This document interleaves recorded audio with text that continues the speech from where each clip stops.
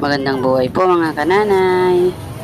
Punta nga po tayo ulit ng palengke para bumili po ng ating uulamin.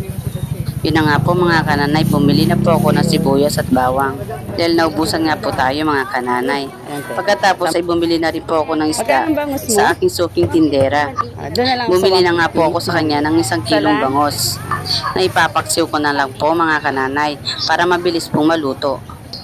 Pagkatapos nga po ay naglakad na nga po akong pauwi. Ang aga-aga pa nga lang po mga kananay pero ang init na po ng sikat ng araw. Eto na nga po mga kananay, pasok na po tayo sa aming iskinita. Pagdating na nga po ay agad ko nang nilinis ang bangos. Nagiwan na nga rin po ako ng sibuyas at luya. Inilagay ko na nga po sa kasirola ang bangos. Inilagay ko na po ang sibuyas, luya at siling haba. Ganon din po ang paminta. Dinagdagan ko po ito ng suka at ng 1 basong tubig. Nilagyan ko na rin po ito ng seasoning at ng asin. At nang kumulo na nga po mga kananay, ay binuhusan ko po siya ng konting mantika. Yan na nga po mga kananay.